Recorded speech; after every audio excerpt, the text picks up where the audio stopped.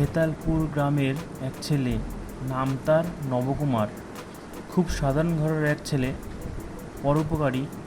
মাঠে এক চাষিকে হাল চালাতে দেখে নবকুমার, চাচা একটু জল খাবেন, আমি হালটা ধরি।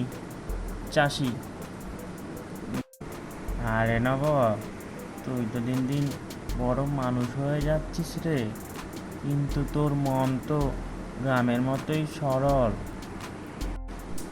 নবকুমার, বড় মানুষ না চাচা, মানুষ হওয়াটাই বড় কথা।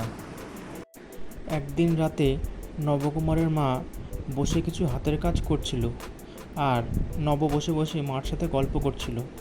তখন মা বলল, বাবা, তুই যদি লেখাপড়া শিখিস হয়তো তোর কপাল খুলবে। নব হাসি মুখে, মা, কপাল না থাকলেও ইচ্ছে থাকলেও পথ বেরিয়ে আসে।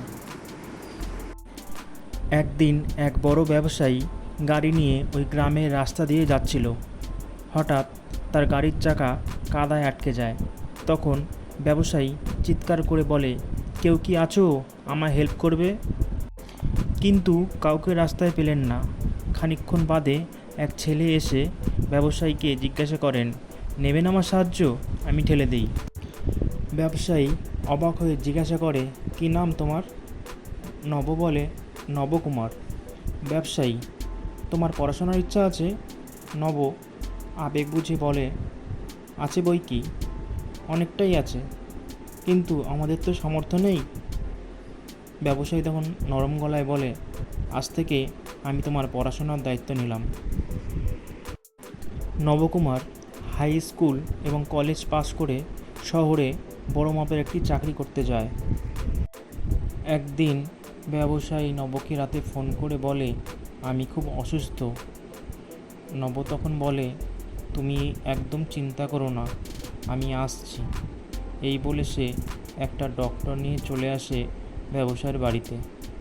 ডক্টর বলে, নবদা, আপনি যদি আর একটু দেরি করতেন তাহলে আর এনাকে ফিরে পাওয়া যেত না। আরও বলেন যে ব্যবসায়ীকে আর একটু রেস্ট নিতে। আর কিছু ওষুধ দিলেন আর বললেন, ওষুধ খেলে সব ঠিক হয়ে যাবে। এইভাবে নব তার ব্যবসায়ীকে প্রাণে বাঁচালো।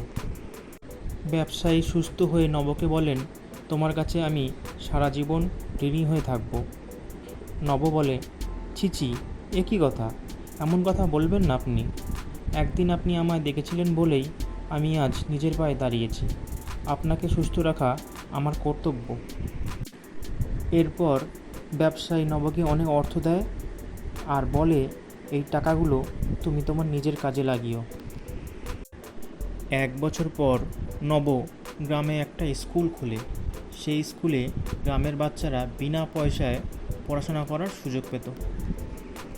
এইভাবে নব তার কাজের মাধ্যমে গ্রামে হয়ে ওঠে মধ্যমণি, আর তার নাম ছড়িয়ে পড়ে সারা গ্রামে।